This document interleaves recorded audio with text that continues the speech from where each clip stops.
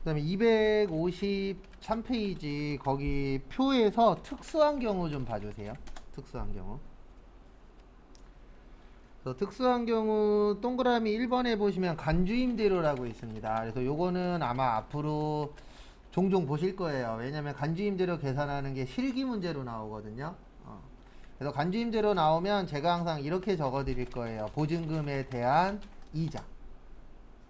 그래서 우리가 임대 사업을 하시게 되면은 대부분 보증금 받아요, 안 받아요?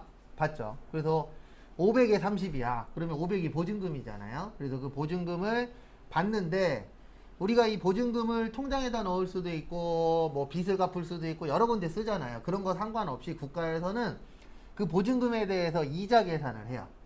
그래서 그 이자 계산을 한 거를 뭐를 내셔야 돼요? 세금을 내게끔. 이렇게 되어 있습니다. 근데 왜 그 보증금에 대해서는 세금을 더 걷냐면 얘 때문에 그래요.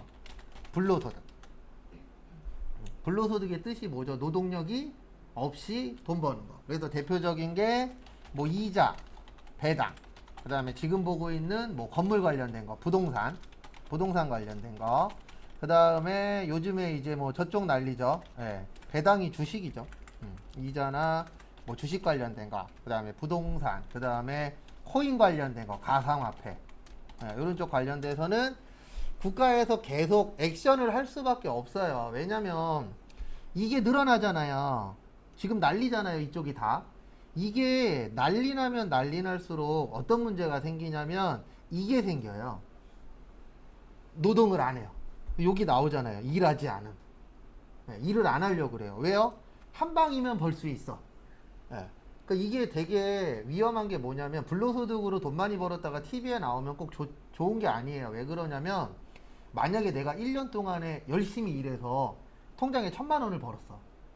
근데 다른 애는 그냥 주식 띵까띵까 했는데 3천 벌었대. 그러면 일하기 싫어져요. 왜요? 옆에는 그냥 돈 갖고 왔다 갔다 했는데 3천 벌었어. 근데 나는 1년 내내 죽어라고 일해갖고 얼마 벌었어요? 통장에 1,000만 원 들어있어. 그러면 진짜 일하기 싫어요. 그래서 요즘 젊은 분들이 일하기 싫은 사람들이 늘어나고 있어요. 왜냐면 주변에서 주식으로 돈 벌었대, 부동산으로 돈 벌었대, 비트코인으로 돈 벌었대, 이런 얘기들 실질적으로 들리고 있잖아요. 근데 그 상황에서 부모님이 이렇게 얘기하면은 화나죠. 열심히 일해서 돈을 모아라. 예. 화가 날 수밖에 없죠. 맞죠? 왜요? 일 안 하고도 돈 벌 수 있는 방법이 있어. 근데 이 불로소득의 단점이 하나 있습니다. 이거 다 한 방이에요. 맞죠? 예. 특히 이쪽은 한 방이에요. 여기랑 여기는. 돈을 많이 버는 사람도 있지만 잃는 사람이 훨씬 더 어때요? 많아요. 그러니까 TV나 그런 데 보시면 인터넷도 그렇고 블로그도 그렇고 유튜브도 그렇고 보면은 누구 얼마 벌었대. 예. 근데 솔직히 번 사람보단 잃은 사람이 훨씬 더 어때요? 많아요. 왜냐면 그 한 명이 몇십억을 벌었다는 얘기는 다른 사람이 몇십억을 뭐 했다는 얘기예요? 잃었다는 얘기하고도 연관성이 있거든요. 특히 이쪽은 그게 심해요. 가상화폐 쪽은. 왜냐면 가상화폐 내가 싸게 사갖고 비싸게 뭐 해야 돼요? 팔아야 돼. 그러면 파는 타이밍에 내 걸 사줄 사람이 필요하잖아요. 그래서 가상화폐든 이자든 주식이든 국가에서 계속 개입을 해요. 그래서 개입을 해갖고 세금 내시오, 세금 내야 됩니다, 세금 많이 냅니다, 이런 식으로 액션을 계속 취하고 있잖아요. 근데 그게 딴 것 때문이 아니고 당연히 돈 벌면 행복합니다. 근데 과연 그 행복할 수 있는 사람이 투자한 사람 중에서 얼마나 되겠어요. 그래서 국가에서 계속 얘기하잖아요. 하지 마십시오. 하더라도 어느 정도 것만 하십시오. 그 다음에 돈 빌리면은 돈 갚으십시오. 막 이런 거 얘기하잖아요. 계속. 네, 근데 사람이 들어 먹어요? 안 들어 먹어요? 안 들어 먹어요. 그러면 나중에 문제가 터집니다. 항상. 근데 저쪽으로 가면 상관없어요. 내가 버는 쪽으로 가면. 근데 잃는 쪽으로 가면은 이제 또 어디로 가는 거예요? 한강으로 가는 거예요. 한강 물이 따뜻한지 구경하라. 근데 저 아시는 분한테 들었는데 하루에 떨어지는 사람이 한강에 평균적으로 떨어지는 사람이 한 5명 정도 된대요. 진짜. 거기 그 해양경찰분한테 들은 얘기인데 하루에 한 4, 5명? 대여섯 명은 떨어진대요. 근데 뉴스에 나오는 건 그거보다 적죠. 왜냐면 그걸 다 내보냈다면 큰일 나니까. 근데 실질적으로 어쨌든 떨어지는 사람은 한 5명 전후 된다 그래요. 하루에. 그러면 1년만 해도 몇천 명은 거기에서 떨어지는 거죠. 근데 대부분 그런 분들이 이제 여기에서 문제 터지신 분들이에요. 이런 쪽에서. 솔직히 여기는 문제 터질 게 적어요. 왜냐면 이자 받는 거는 통장에 내 돈이라도 있잖아요. 그래서 상관이 없는데 이쪽은 잘하면 황이고 못하면 흥이니까. 그래서 하지 말란 얘기가 아닙니다. 예, 본인이 정보력 있고 자신감 있으면 한 번씩 해보는 거는 괜찮은데 빚져서 하는 건 그렇게 권장드리진 않아요. 그래서 요즘 젊으신 분들이 이거 할 때 빚진대잖아요. 주식 빚지기 쉬워요. 예, 증권회사 통장 만든 다음에 걔네들이 빌려줘요. 예, 증권회사에서 돈 빌려줘요. 근데 문제가 뭐냐면 내가 산 주식이 떨어지잖아요. 그러면은 증권회사에서 나한테 물어보지도 않고 내가 갖고 있는 증권을 팔아버려요. 왜냐면 일부라도 뭐 해야 되니까요. 회수해야 되니까. 여기서 더 떨어지면은 회수를 조금밖에 못 하잖아요. 그래서 그 금액들이 다 정해져 있어요. 그래서 오르면 상관없는데 항상 떨어졌을 때가 문제가 되는 거예요. 그래서 제가 그랬잖아요. 부동산 가격 계속 올라야 된다고. 인천 집값이 100억이 되든 1000억이 되든 계속 올라야 돼요. 만약에 떨어지는 순간 이런 사람이 문제가 되는 거예요. 만약에 인천 집값이 10억까지 갔어. 10억에 산 사람들이 죽는 거예요, 이제. 10억에 샀는데 8억이 됐어. 그러면 앉아서 몇 억 날라가는 거예요? 2억. 2억 벌려면은요. 내가 여기 앞에서 몇 시간을 떠들어야 되지? 죽을 때까지 떠들어야 돼요. 그래서 국가에서도 보증금에 대해서 이자 계산을 해서 세금을 더 내라. 왜냐하면 무슨 소득이니까? 불로소득이니까. 노동력 없이 돈 벌었으니까 너는 세금 더 내도 돼. 이렇게 되어 있어요. 법 자체가. 그 다음에 2번에 보시면 이 과세 기간에 걸쳐 거기에다 밑줄 치세요. 부동산 임대용역. 이건 뭐냐면 간혹가다 이런 경우가 있어요. 어떤 경우가 있냐면은 만약에 내가 집을 갖고 있어. 근데 이 집 주변에서 만약에 아파트 단지를 지어요. 그럼 아파트 단지에서 일하시는 분들이 뭐 3개월, 6개월 이런 식으로 단기로 해서 집을 빌릴 때가 있습니다. 그러면 그 집 같은 경우에는 대부분 월세를 한 번에 줘요. 그래서 6개월치면 6개월치, 3개월이면 3개월치 이렇게 한 번에 목돈을 주고 그 계약 기간 동안만 그 집을 뭐 하는 거예요?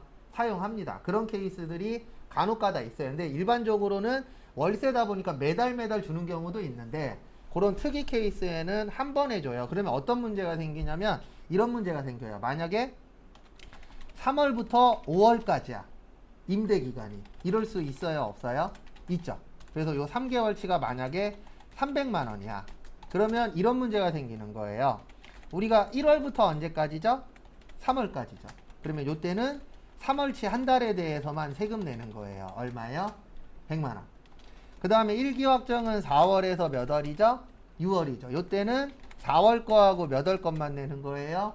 5월 거. 그래서 200만 원을 내는데 문제는 뭐냐면 날짜가 문제가 되는 거예요. 왜냐면 3월 달에 받았다 그래서 3월 달에 다 내는 게 아니잖아요. 그래서 일부는 3월 달에 내고 일부는 4월에서 6월 달에 내잖아요. 네. 그래서 날짜를 어떻게 하도록 되어 있냐면 마지막 날로 하도록 되어 있어요. 애매한 것들은. 그래서 간주임대료도 과세기간 종료일. 이렇게 목돈을 한 번에 받았을 때에도 뭐요? 과세기간 종료일. 그래서 3월 달 거는 3월 31일. 4월, 5월 거는 몇 월 며칠이요? 6월 30일. 이렇게 해서 신고를 하도록 되어 있어요. 왜냐면 국가 입장에서는 세금을 걷어야 돼. 근데 부가가치세를 거두려면 날짜가 있어야 되거든요. 날짜 없으면 부가세를 못 걷어요. 그래서 날짜도 필요하고 그 다음에 금액도 필요하잖아요. 그래서 금액이야 월별로 계산하면 되니까. 그래서 거기 교재 보시면은 옆에 과세기간에 무슨 일이라고 써있죠? 종료일. 그래서 그거 좀 봐두시고. 그래서 애매하면 종료일이에요. 왜냐면 종료일로 해도 세금은 거둘 수 있잖아요. 그 다음에 255페이지 영세율과 면세.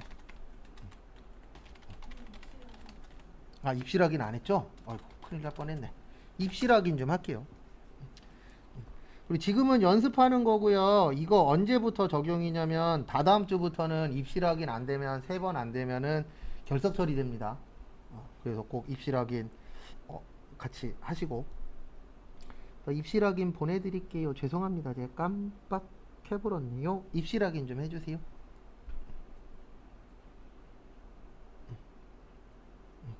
신호 보냈습니다. 보내주셨었네요. 죄송합니다. 제가 카톡을 늦게 봤네요.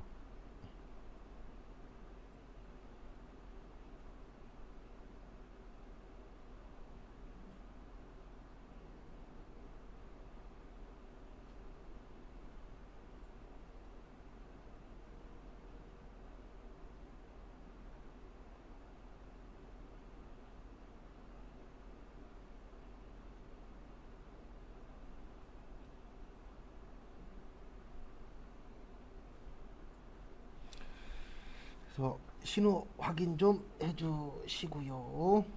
그 다음에 교재는 200 몇 페이지요? 55페이지. 그래서 영세율과 면세.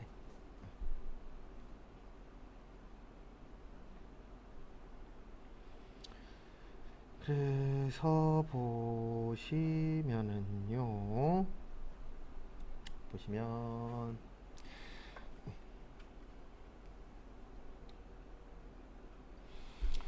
영세율은 우리가 완전 뭐라 그래요? 면세제도라고 해요. 그 다음에 면세는 뭐라 그래요? 불완전 면세제도라고 표현을 합니다. 그 다음에 영세율은 주로 환급이 가능하죠. 네, 환급이 가능한데 무슨 환급이 돼요? 조기환급. 조기환급 며칠이요? 15일. 그래서 이런 혜택을 주는 이유가 뭐냐면 우리나라는 뭘로 먹고 사는 나라라고요? 수출로. 그래서 수출하는 회사들한테 혜택을 줘야 되겠다라고 되어 있는 겁니다. 그 다음에 면세는 불완전 면세제도고, 왜 불완전 면세제도냐면 안 돌려줘요. 돌려줄 게 있어도. 그래서 환급이 안 된다라고 되어 있습니다. 그 다음에 환급이 안 되고요. 그 다음에 기초생활 필수품, 고소득자, 저소득자, 저소득자. 그 다음에 역진성 뭐요? 완화.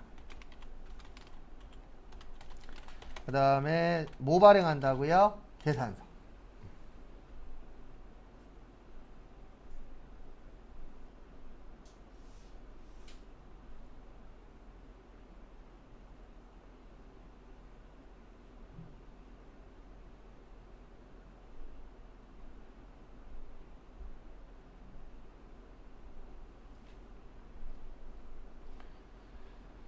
그래서 또 다음 거 보도록 하겠습니다. 그래서 일단은 뭐 먼저 볼 거냐면은요.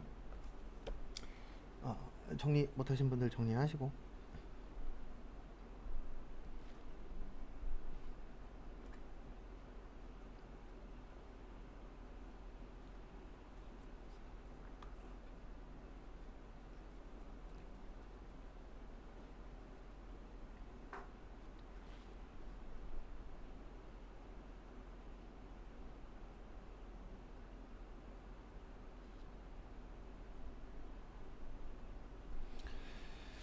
그래서 같이 한번 보시면은요.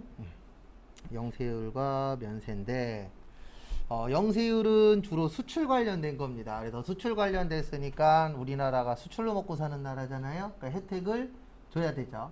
그래서 환급도 해주는 거고, 원래 환급이 한 달짜리가 있고 15일짜리가 있잖아요. 그래서 혜택을 주는 거니까 며칠짜리로 주는 거예요? 15일. 그 다음에 거기 255페이지 제일 밑에 박스 좀 볼게요. 이게 뭐냐면 우리가 영세율 적용받을 때, 영세 받을 때 이거 있었죠. 내국 신용장. 내국 신용장을 영어로 로컬 LC. 로컬 LC가 내국 신용장이에요. 그 다음에 구매 확인서가 있으면 영세 적용을 받을 수가 있죠. 그래서 거기 밑에 있는 게 이런 내용이에요. 만약에 5월 1일 날 거래를 했어요. 근데 이때는 내국 신용장하고 구매 확인서가 없어서 과세로 줬어요. 왜냐면 이거 없으면은 과세로 줘야 되잖아요. 영세 적용이 안 되니까. 이 내국 신용장이나 구매 확인서를 언제까지 갖고 오면 되냐면은요. 과세 기간 끝나는 날로부터 25일까지만 갖고 오면 돼요. 그래서 이날까지 갖고 오면 돼요. 몇 월 며칠까지요? 7월 25일까지. 왜냐면 우리 1기 확정이 몇 월 며칠까지 신고죠? 7월 25일. 그래서 만약에 이 거래처가 7월 25일 날 내국 신용장이나 뭐를 갖고 와요? 구매 확인서를 갖고 오면 얘는 매출의 과세가 아니고 뭘로 바뀌는 거예요? 매출의 영세로 바뀌는 거예요. 근데 이게 문제점이 하나 있습니다. 얘가 문제인 거예요. 언제까지 갖고 올 수 있어요? 7월 25일. 근데 우리 신고 및 납부가 언제죠? 7월 25일이죠. 그래서 실무에서 그런 일이 많지는 않겠지만 이날 갖고 오면은 짜증 왕창 날 거예요. 맞죠? 네, 거기에다 갑자기 한 5시쯤 전화가 왔어. 오후 5시에. 그럼 난 집에 갈 준비 다 하고 있잖아요. 어차피 신고도 다 했겠다. 근데 갑자기 전화 와갖고 우리 영세로 바꿔달래. 그러면 신고 다시 해야 돼. 맞죠? 그럼 골치 아파져요? 안 아파져요? 아파져요. 그래서 그럴 리는 없겠지만 거래처에서 뭐 먹이려고 장난칠 수도 있다 없다? 있다. 그래서 저는 이거 날짜에 대해서는 좀 잘못됐다라고 생각을 하는 사람 중에 한 명이에요. 근데 국가 입장에서는 수출을 이제 권장해야 되니까 이렇게 너네들을 위해서 끝나는 날까지 갖고 오면 뭐 해주겠다? 인정해주겠다. 예전에는 20일까지였어요. 그러면 5일 정도 기간이 있잖아요. 그럼 5일 정도면은 예, 신고 다시 하는 거 어렵지 않잖아요. 근데 이거는 만약에 당일날 갖고 왔어. 그러면 골 때리는 거예요. 그날. 그날 아마 벽을 부실 수도 있어요. 아니면 옥상 올라가고 소리를 지를 수도 있고. 그래서 전 이건 좀 아닌 것 같아요. 그래서 언제까지만 갖고 오면 돼요? 신고하는 날까지 갖고 오면 돼요. 그러면은 과세가 뭘로 바뀌는 거예요? 영세로. 근데 날짜는 7월 25일 날 갖고 왔다 그래서 7월 25일 거를 해야 될까요? 5월 1일 날짜로 발행을 해야 될까요? 5월 1일 날짜로 발행을 해주는 거예요. 왜냐면 5월 1일 게 잘못됐으니까. 그래서 그게 그 얘기예요. 끝난 후 며칠 이내에 개설하면 된다? 25일. 근데 그 날짜를 넘기면 그냥 과세가 되는 거예요. 그때는 몇 프로 내는 거예요? 10%. 그래서 과세기간 종료일까지 가지고 오면은 인정을 해주겠다. 그 다음에 257페이지.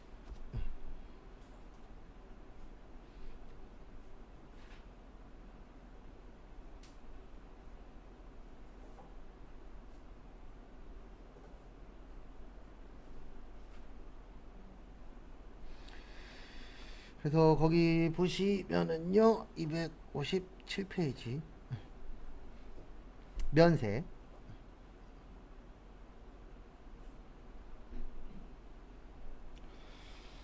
면세는 거기 마지막 쪽에 보시면 뭐 부분 면세니 불완전 면세니라고 되어 있죠. 그래서 완벽하지는 않아요. 왜냐면 내지는 않는데 돌려받는 것도 없다. 그 다음에 면세제도의 취지 첫 번째 보시면 역진성 완화.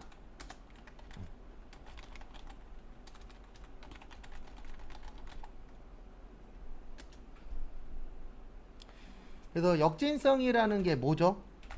역진성? 역진성이 뭐냐면은 똑같이 내는 게 역진성이에요. 원래 세금이라는 거는 많이 버는 사람이 많이 내고 적게 버는 사람이 어떻게 내야 되죠? 적게 내야 돼. 근데 이 역진성은 뭐냐면 내가 사도 1,000원이야. 돈 많이 버는 사람이 사도 얼마예요? 1,000원이야. 돈 안 버는 사람이 사도 얼마예요? 1,000원이야. 이런 것들 무슨 성이라 그래요? 역진성. 왜냐면 이거는 공정한 게 아니에요. 그러니까 우리가 똑같이 낸다고 얘기하면은 이런 분들이 있어요. 아우 공평해. 이거는 이제 세법 마인드가 아니에요. 세법은 무조건 많이 버는 사람이 뭐 해야 된다? 많이 내야 된다. 적게 버는 사람은 적게 내야 된다. 근데 왜 똑같이 내? 그럼 이거는 역진성이 생기는 거예요. 이 부분을 완화시켜주기 위해서 면세제도라는 게 있는 거예요. 왜냐면 이 면세에 해당되는 것들은 대부분 고소득층보다는 어느 쪽하고 연관성이 많아요? 저소득층. 왜냐면 의식주하고 관련이 많거든요. 그래서 우리가 기본적인 생활을 하려면 의식주에 들어가는 돈이 많잖아요.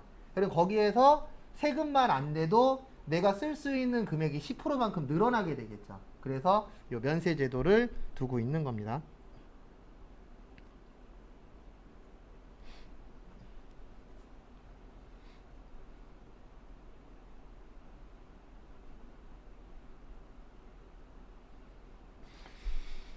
그 다음에 이중과세 방지. 그래서 이중과세라는 게 몇 번 세금 내는 거세요? 2번. 네. 그래서 2번 내면은 안 되겠죠. 그래서 보면은 실제 보면은 뭔가 법을 만들어 놨을 때에 좋은 목적으로 쓰시는 분들도 계시지만 안 좋은 목적으로 쓰시는 분들도 있어요. 저도 세무사 사무실 다닐 때 안 좋은 일로 쓰라고 국가한테 안 좋은 방법을 가르쳐 준 적이 있어요. 세무사 사무실에서. 그래서 과거에 어떤 적이 있었냐면 과거에 물건을 살 때 처음에 세금계산서 받으라 그래요. 요건 썼다 지울 거예요. 세금계산서로 받으라고 한 다음에 결제는 이걸로 하라 그래요. 신용카드. 그러면 어떤 결과가 되냐면 지금은 불법이에요. 이거 하면 혼나요, 국가한테. 예전에는 처음 만들어졌을 때는 허점이 있었어요. 세금계산서니까 매입에 뭐예요? 과세. 카드로 결제했으니까 매입에 뭐예요? 카과. 이렇게 한 건 가지고 두 개를 넣었어요. 그러니까 원래 10만 원을 빼야 되는데 20만 원을 빼고 100만 원을 빼야 되는데 200을 빼고 이게 1년 동안에는 허용이 됐어요. 왜냐면 법보다 뭐가 더 빨라요? 사람들이 하는 행동이 더 빠르잖아요. 그리고 이렇게 해갖고 요 초반에는 세금 되게 적게 냈어요. 근데 국가도 바보가 아니잖아요. 왜 이렇게 세금이 적게 거치지? 그래서 봤더니 거래는 하나인데 입력은 몇 개예요? 두 개야. 그래서 지금은 두 개를 동시에 발행하면은 국가한테 혼나요. 그래서 이중 발행을 하는 경우에는 세금계산서나 아니면 신용카드 영수증 있죠? 거기에다가 도장 찍어주도록 되어 있어요. 도장을 대부분 회사가 도장 찍어요. 그래서 뭐냐면 요거는 세금계산서도 같이 발행한 거다 라는 식으로 확인도장 같은 걸 찍어줘요. 왜냐면 과거에는 이중공제가 됐는데 지금은 이중공제하면은 국가에서 잡아갑니다. 그러면 나중에 국세청에서 연락 와요. 신고 잘하셨으니까 세금 더 내시라고. 그래서 지금은 하면 안 됩니다. 근데 저 세무사 사무실에 있을 때는 이거 유행이었어요. 우리가 다 가르쳐줬어요. 앞으로 물건 사실 때 처음에 외상으로 사면서 세금계산서 받으시라고. 그 다음에 결제할 때는 뭘로 긁으라고요? 카드로 긁으라고. 그러면 매입의 과세랑 매입의 카거러에서 몇 번 빼준다고요? 2번 빼준다고. 이렇게 해갖고 세금 많이 깎아줬죠. 그러면 업체들은 좋아해요? 싫어해요? 좋아해요. 왜요? 뭐 덜 내니까? 세금 덜 내니까. 그래서 막 그때 막 저희 세무사한테 막 선물 보내주는 사람도 있었고. 근데 저희 세무사가 백이 좋았어요. 저도 아마 거기에 계속 있었으면 사무장 시켜준다 그랬었는데 뭔 사무장이에요. 사무장은 대판 싸우는 거야. 우리 팀장하고 세무사하고 싸운 건 아니었고 팀장하고 대판 싸우고 그만뒀죠. 근데 저희 세무사가 국세청 출신이었어요. 그것도 국세청 따까리 출신. 김대중 대통령인가 아마 인터넷에 치면 있을 거예요. 김대중 대통령 바뀌고 나서 국세청장이 해외로 도피한 적이 있어요. 그 해외로 도피하신 분 뒷돈 대주던 사람이에요. 그러니까 힘은 좀 있는 사람이었죠. 국세청에 있을 때. 근데 이제 사건 터지면서 거기에서 나왔죠.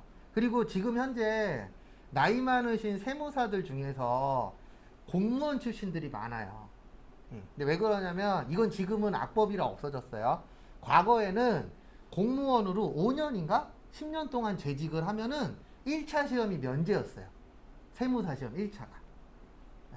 2차는 경험 많은 사람들한테는 유리하거든요. 왜냐면 2차는 서술형이에요. 논술로 쓰는 거예요. 뭐에 대하여 논하시오. 그럼 거기에 맞춰서 논술로 쓰는 건데 이거는 경험 있는 사람은 쓰는 게 어렵지 않거든요. 그래서 그 나이 많으신 세무사분들 중에서 이렇게 그 뭐지 사무실 가보면은 사무실 벽에 뭐 어느 세무서 출신 이렇게 써 있는 분들이 있어요. 그런 분들은 다 과거에 따신 분들이에요. 근데 이게 악법이잖아요. 왜냐면 공무원으로 몇 년 일했다 그래서 사자 자격증을 줘? 이거는 악법이죠. 그래서 없어졌어요. 그래서 그 혜택 받으신 분들 많아요. 그래서 혹시 나중에 사업하실 거면은 사업해서 세무사 사무실을 쓸 거면은 어쩔 수 없어요. 국세청이나 아니면은 그 관련된 세무서 출신이신 분들이 있어요? 없어요? 있죠. 그 사람들을 쓰는 게 좋아요. 왜 그러냐면 문제가 터지더라도 그 사람들은 해결할 수 있는 능력이 있어요. 돈만 찔러주면. 근데 일반 공부해서 세무사 따신 분들이 있어요? 없어요? 있죠. 그런 분들은 해결 능력이 좀 떨어져요. 왜요? 지인이 적으니까. 그래서 어딜 가든 다 우리나라는 뭐예요? 학연 지연이에요. 그리고 그것도 되게 중요합니다. 왜냐하면 사건 터졌을 때에 해결할 수 있냐 없냐도 중요하잖아요. 그래도 저 학교 다닐 때 우리 교수가 맨날 이래요. 그러면 전 속으로 욕했었는데 저기 주차장 보라고. 주차장에 저기 무슨 색깔 자동차 안 보이냐고. 그게 한 5천만 원인가 6천만 원짜리였거든요. 선물 받았대요.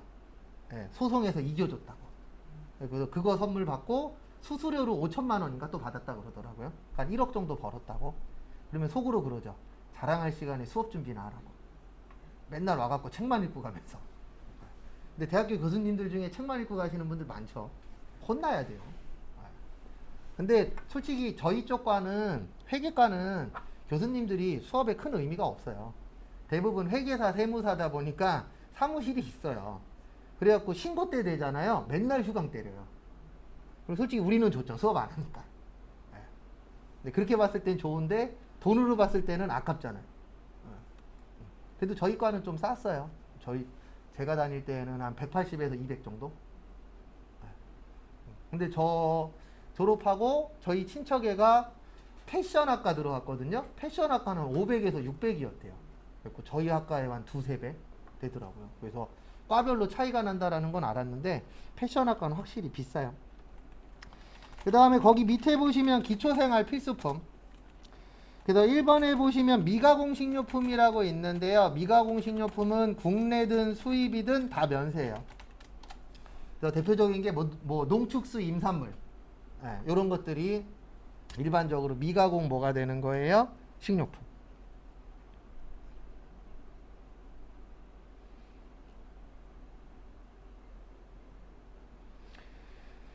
그 다음에 다음 거 보시면은요. 다음 거 보시면 국내 생산 비식용 미가공 농축수 뭐요? 임산물. 그래서 최근 시험 문제에 요게 나온 게 있어요. 국내산 애완용 돼지. 실제 시험 문제 나왔어요. 얘는 면세예요. 요거 때문에. 뭐 때문에요? 국내산. 근데 만약에 수입산 애완용 돼지야, 그러면 얘는 과세예요. 그래서 안 먹는 거는 국산만 면세예요. 그래서 우리가 실무에서 가장 많이 볼 수 있는 거는 꽃이에요. 그래서 우리가 거래처에 좋은 일이나 안 좋은 일 있으면 화환이나 이런 것들 보내주잖아요. 그러면은 그거는 면세예요. 왜냐면 대부분 꽃은 우리나라에서 생산하잖아요. 원래 뭐 꽃 씨앗이야 외국산일 수는 있겠지만 키우는 거는 우리나라에서 키우기 때문에 면세가 되는 겁니다. 그래서 안 먹는 거는 국산만, 먹는 거는 수입도 뭐예요? 면세예요. 근데 가공되면 안 돼요. 미가공만. 가공식료품은 과세입니다. 그 다음에 수돗물. 우리 살아가려면 뭐 있어야 돼요? 물 있어야 되죠. 그래서 수돗물은 면세고 전기는 과세예요.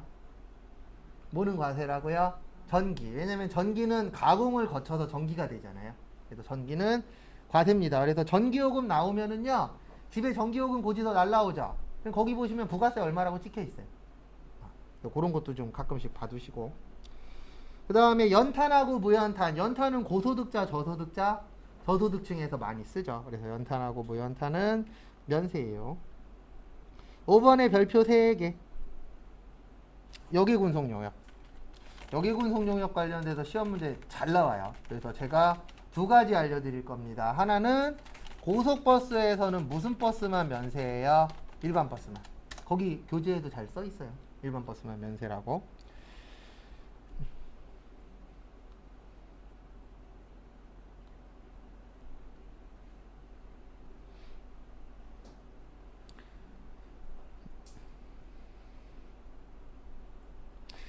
그 다음에 다음 거 보시면은요, 여객운송 영역에서 하나 또 알고 계셔야 되는 게 전세버스만, 여객운송 영역에서 전세버스만 예발행할 수 있어요. 뭐요?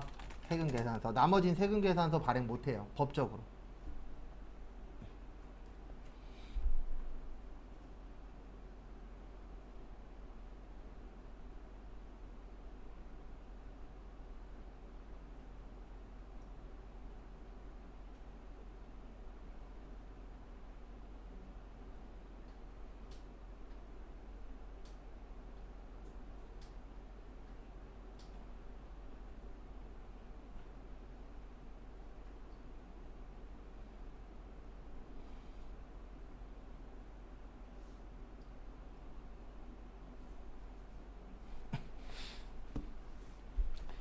그래서 참고하시고, 요거 시험 문제에 잘 나와요. 고속버스, 일반 버스만 면세랑 전세버스만 뭐 발행한다고요? 세금계산서. 그래서 비행기, 만약에 회사 가셨는데 사장님이 해외로 출장 가셔. 그러면 대한항공에 전화해갖고 세금계산서 달라 그러면 된다, 안 된다? 안 된다. 뭐만 된다고요? 전세버스만. 근데 이거는 돼요. 항공료는 안 되는데 만약에 어느 항공사를 썼어. 그러면 항공사 수수료는 그 뭐냐 여행업체 수수료 있죠. 그거는 세금 계산을 받을 수 있어요. 근데 항공 티켓료는 못 받아요. 왜냐면 역외군송업에 해당되는 거는 무조건 뭐만 된다고요? 세금 그 전세 버스만.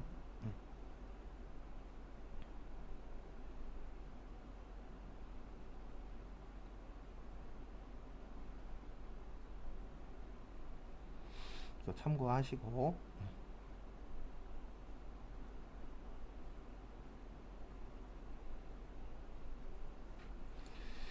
그 다음에 다음 거 보시면 주택과 이에 부수되는 토지의 임대 용역 요것도 뭐요? 면세. 그 다음에 7번 여성분들 생리위생용품도 면세고, 그 다음에 8번 보시면 공동주택 어린이집 있죠? 요것도 뭐예요? 면세예요. 그래서 요즘 대단지 같은 아파트 같은 데 보면은 어린이집 같은 거 많이 들어오잖아요. 그러면 거기에서는 면세 처리됩니다.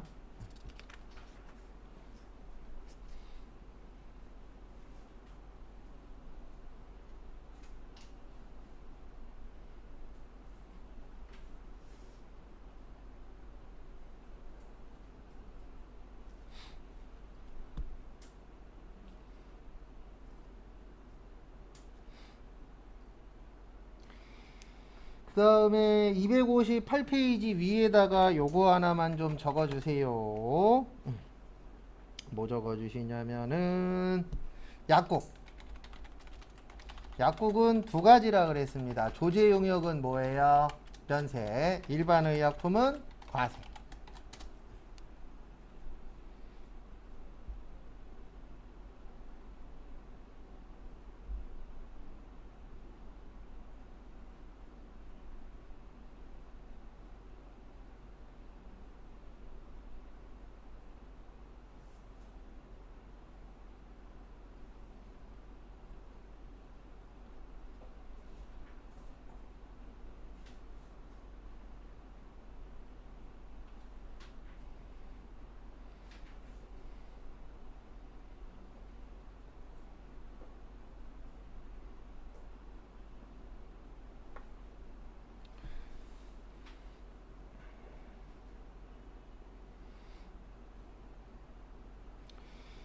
그 다음에 보시면 교육용 그 다음에 거기 미용 목적의 성형수술비는 과세예요. 예전에는 면세였습니다. 근데 지금은 이제 과세로 바뀌었어요. 그래서 이거 바뀔 때쯤에도 수업했거든요. 그러면 수업할 때마다 농담으로 그랬는데 하실 분 계시면 빨리 하시라고. 7월달 넘으면은 과세로 바뀐다고. 근데 저는 하는 거에 대해서는 나쁘다라고 생각 안 합니다. 왜냐면 요즘에는 어쩔 수 없잖아요. 사람들이 보는 게 그런 부분들을 많이 중요하게 보니까. 그래서 남자분들도 성형하고 화장품 많이 바르시는 분들도 늘어나고 있잖아요. 그래서 막 TV 보면 어떨 때에 여자분보다 더 많이 바르는 남자 나오잖아요. 막 14가지, 15가지 바른다고. 그래서 예전에 한번 그런 적이 있었는데, 제가 이화여대 입구역에서 일했었거든요. 그래서 신촌 자주 놀러 갔었는데, 시간이 남아갖고 신촌역 커피숍에서 이렇게 바깥에 혼자 멍 때리고 쳐다보고 있었어요. 왜냐면 맨날 혼자 있었으니까. 멍 때리고 쳐다보고 있는데 친구분 세 분이 지나가는데 놀랬어요. 코가 다 똑같아. 그래서 무슨 생각이 들었냐면 같은 의느님한테 하시지 않았을까. 왜냐면 세 명이 이렇게 싹싹싹 지나가는데 전 똑같은 사람 세 명 지나가는 줄 알았어요. 근데 자세히 보니까 어쨌든 손은 대신 것 같더라고요. 근데 이대 쪽에 은근 이대나 신촌에 하신 분들 많아요. 그리고 그때 제일 부러웠었던 거는 이화여대 여학생인데 뚜껑 열리는 차 타고 학교 등교하시더라고요. 그리고 연예인들도 종종 보고. 그다음에 그때 그 사람도 봤었어요. 이요한인가? 배구 선수. 김요한인가? 있어요. 키 엄청 크네. 여자친구랑 가더라고요. 근데 여자친구가 나보다 더 컸어요. 뭐 구두를 신긴 했는데 거의 내 키랑 비슷하더라고요. 그래서 키 큰 사람들끼리 만나는구나. 그래서 처음에는 누구지 그랬는데 저도 운동을 좋아해서 운동선수 얼굴은 꽤 많이 알거든요. 근데 지나가는데 보니까 그 김요한인가 그 배구 선수더라고요. 잘생겼어요. 확실히. TV에 나와도 잘생겼잖아요. 그래서 보면은 그 사람도 봤었고, 그 다음에 그 안영미 씨도 본 적 있어요. 춘천에서 왔다 갔다 하는데, 그 안영미 씨하고 그 친구 누구죠? 어쨌든 그 초반에 두 분이서 같이 나왔었잖아요. 개그맨. 그 두 분이서 이렇게 내려가더라고요. 걸어서. 난 이제 일하려고 올라가는데. 그렇게도 한번 보고. 근데 참 웃긴 게 왔다 갔다 하면서 연예인 보면 왜 연예인 같지 않죠? TV에서 볼 땐 연예인 같은데. 근데 그 이유 중에 하나가 저도 예전에 고등학교 1학년 때 제 친구 중에 하나가 고3 때 데뷔했었거든요. 가수로. 망하긴 했는데. 그래갖고 나중에 다른 그룹에도 이렇게 객원 래퍼로도 들어가고 했었는데 옆에서 같이 밥 먹고 했던 애가 TV에 나오니까 갑자기 그런 생각도 드는 거예요. 연예인이 쉽나? 왜냐면 제 친구도 VJ 특공대에 2번 나온 친구가 있어요. 한 번은 이제 친구가 나오고 한 번은 아버님이 나왔는데 친구가 뭘로 나왔었냐면은 티코 한참 유행할 때 티코 동호회로 나온 친구 놈이 있고 그 다음에 저희 조카도 TV에 한 번 나온 적이 있어요. 그 뭐지? 그 KBS ETV에서 7시에 하는 거 있잖아요. 요즘에 하는 거. 뭐 막 식당 같은 거 보여주고 그게 이제 인천에서 그 뭐냐 텐트촌에서 식당 2군데에서 와갖고 누구 음식이 더 맛있냐 그거 하는 적이 있었거든요. 그래갖고 밥 먹고 있는데 동생이 그러더라고요. 저 프로에 우리 잘하면 나올 수도 있다고. 밥 먹고 있는데 나오더라고요. 그래서 그런 거 보면 참 이상해요.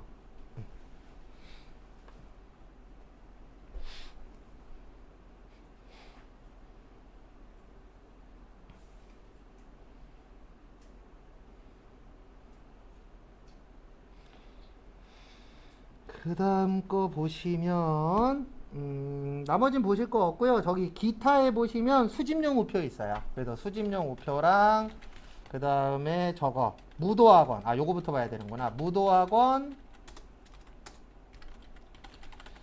그 다음에 운전면허학원 그 다음에 광고 그 다음에 저기 수집용 우표 얘네들은 과세예요. 뭐라고요? 과세.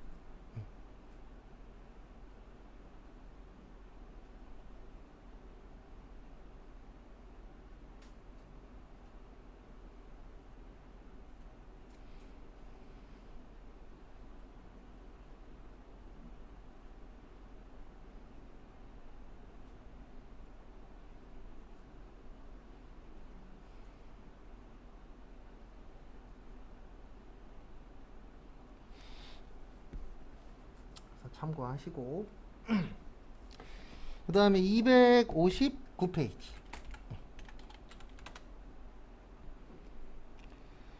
259페이지 보시면 요거는 시험 문제 무려 진짜 딱 한 번 나왔어요. 좀 이런 문제는 좀 안 냈으면 하는 개인적인 바람은 있습니다만 그래서 이거는 임대 용역하고 관련이 있는 거예요. 그러니까 내가 건물을 짓는데 목적은 내가 이 건물의 건물주가 되는 거죠. 그래서 이 건물에서 뭐를 하는 거예요? 임대를 할 때. 그래서 일명 주상 복합 아파트. 그래서 건물도 짓고 그 다음에 주택도 지을 때. 그래서 거기 보시면은 주택 면적이 건물 면적보다 크면은 요거는 전부를 주택으로 봐요.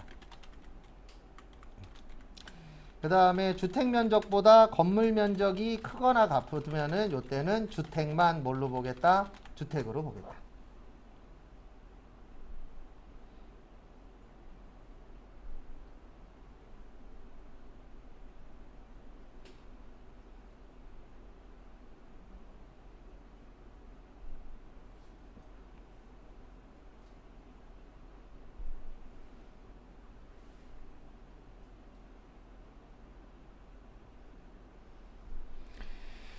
그 다음에 보시면 그래서 이게 무슨 뜻이냐면은 집을 지을 때 주택을 많이 지으란 얘기예요? 건물을 많이 지으란 얘기예요?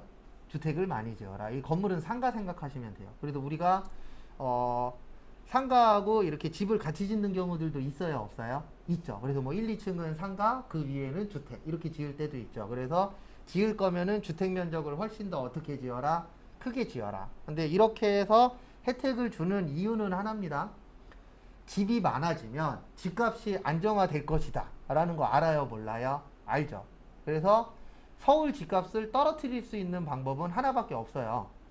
서울에 있는 숲 이런 거 다 밀어버리고 산도 밀어버리고 뭐만 짓는 거예요? 거기에다 잔뜩 아파트만 짓는 거예요. 네, 50층, 100층 막 이런 걸로. 그러면 집값 떨어져요. 맞죠? 왜요? 그렇게 계속 지어놓으면 언젠간 집이 남아돌 거니까. 그럼 남아돌면 집값은 당연히 떨어집니다. 근데 그게 불가능하잖아요. 왜냐하면 산도 있어야 되고 물도 있어야 되고 숲도 있어야 되고 다 필요한 거잖아요. 그러다 보니까 이제 저기에다 안 짓고 외곽에다 짓는 거죠. 왜냐면 사람들을 외곽으로 어떻게 해보려고요? 내몰아 보려고. 근데 그게 쉽지 않아요, 절대로. 왜냐면 서울에서 사는 사람들은 대부분 어디에서 살고 싶어 해요? 서울에서. 그래서 저는 인천에서만 살아갖고 인천에서만 사는데 서울 솔직히 저는 별론 것 같아요.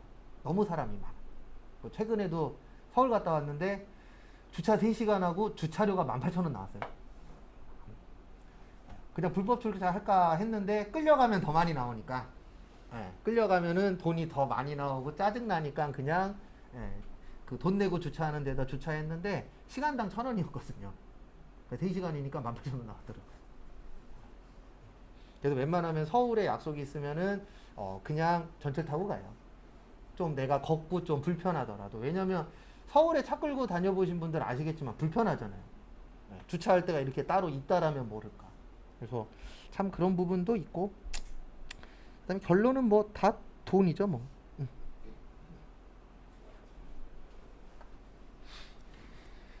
그 다음에 보시면은요,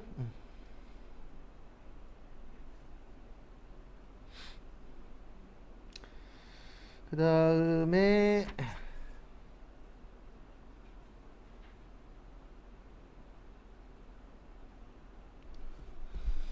260페이지. 260페이지 보시면 아까 썼었던 거 또 쓸 거예요.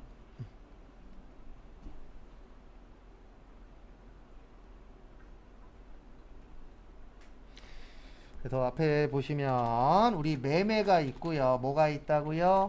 임대가 있어요. 그 다음에 토지가 있고 건물이 있고 국민주택 규모 초과가 있고 국민주택 규모 이하가 있고. 그래서 토지의 매매는 면세, 임대는 과세, 건물의 매매는 과세, 임대도 뭐야? 과세. 그 다음에 국민주택 규모 초과는 매매는 뭐야? 과세. 임대도 뭐야? 임대는 면세. 국민주택 규모 이하는 면세에 뭐야? 면세. 그래도 요거는 외우시고 나머지는 돈으로 생각하시면 돼요. 그래서 건물이 상가니까 상가는 비싸니까 사고 파는 것도 과세, 빌려주는 것도 과세. 그 다음에 국민주택 규모 초과돼 버리면은 사고 파는 거 뭐야? 과세. 왜냐면 비싸니까. 빌린다는 얘기는 돈이 부족한 거니까 면세. 그 다음에 국민주택 규모 이하는 작은 집이니까 사고 파는 것도 면세, 빌려주는 것도 뭐야? 면세. 근데 이게 다 그렇게 되는 건 아니에요. 고가주택이라고 있어요. 이건 시험엔 안 나오는데 9억 원 넘으면 이거는 그 9억 원 넘으면 여기에 해당 안 되고 다 과세예요. 왜냐면 너무 비싼 집까지 국가에서 혜택을 줄 필요는 있어요? 없어요? 없어요. 그래서 그 고가로 잡아놓은 게 몇 억이에요? 9억이에요. 서울에 가면 많습니다. 인천에는 많진 않아도 있긴 있어요. 인천에도. 저기 송도나 그런 쪽 가시면 있긴 있습니다.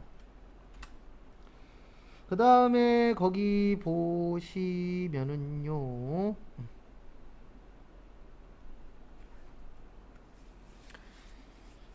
거기 보시면 3번에 조세특례 제한법. 그래서 국민주택의 공급과 국민주택 관련된 것들은 대부분 면세예요. 왜냐면 국민주택은 국민들이 뭐 해야 되니까요, 살아야 되는 평수니까. 국가에서도 혜택을 줘야 된다. 이렇게 보는 거고요. 그 다음에 영유아용 기저귀 또는 분유. 그래서 거기 보시면은 영유아용 기저귀하고 분유도 뭐예요? 면세. 그 다음에 재화의 수입. 그래서 우리가 외국에서 수입하는 경우 있어요? 없어요? 있죠. 그때에도 재화의 수입에 대한 면세도 국내하고 똑같이 적용되는데 다만 커피도, 커피 있죠? 커피콩. 그 다음에 코코아도 요런 쪽은 과세예요. 근데 몰랐는데 우리나라가 전 세계에서 커피 소비량이 뭐 탑3 안에 들어간다면서요? 그 다음에 생명이 있거나 살아있는 애완견, 관상용 어류 이런 것들은 과세입니다. 근데 일반적인 거는 국가에서 정해놓은 거랑 똑같이 되는 거예요. 그래서 나중에 혹시 수입하고 싶으시면은 먼저 알아봐야 돼요. 이게 과세냐 면세냐, 그 다음에 수입이 가능한 거냐 불가능한 거냐. 수입 안 되는 것들도 있어요 없어요? 있어요. 그래서 그런 것들도 다 확인한 이후에 뭐를 하셔야 돼요? 수입을 해야 되겠죠. 나중에 혹시 수입을 하시는 분이 생기신다면. 솔직히 돈만 있으면은 사자 한 마리 수입해보고 싶어요. 근데 사자 같은 경우에는 어마무시하게 비싸다 그러더라고요. 그 TV 한번 나왔었는데 사자 외국에서 우리나라 들어올 때 사자 그 조련사 있죠. 예. 그분 것만 한 몇백에서 몇천 들어간대요. 예. 그 사자 한 마리가 한 4억에서 5억 정도 된다 그러더라고요. 이거 우리나라에서 수입한 금액은 아니고 그 예전에 그 권투 선수 중에 그 마이크 타이슨이라고 있었잖아요. 그 사람이 사자과 호랑이 자기네 집에서 키웠었잖아요 한때. 그때 들어간 돈이 그거 한 마리에 거의 한 10억 가까이 들었다 그러더라고요. 왜냐면 사자나 호랑이는 어디 가서 보는 거예요? 동물원 가서 보는 거잖아요. 집에서 보는 게 아니고. 그 다음에 면세 포기까지만 보고 쉴게요. 면세 포기 나오면 두 가지 기억하셔야 돼요. 하나는 포기하면은 3년. 그래서 3년 이내에 원상복귀는 안 돼요. 그러니까 권리를 주는 거예요. 너 마음대로 포기해. 그 대신 포기하면은 몇 년 동안에는 원상복귀 안 돼요. 3년 동안. 그래서 포기 나오면 3년이에요. 그 다음에 또 하나는 뭐냐면은요. 우리 아까 주사업장 총괄납부나 사업자 단위과세제도, 그 다음에 사업자 등록증 이런 것들은 20일이었죠. 근데 면세 포기는 날짜 없어요. 날짜 없고 그냥 하고 싶은 때 하면 돼요. 내가 오늘 포기하고 싶어. 그럼 오늘 가서 국세청 국세청이 아니라 세무서 가갖고 신청하면 끝나는 거예요. 나 면세 포기하겠다. 그래서 날짜가 있어요, 없어요? 없어요.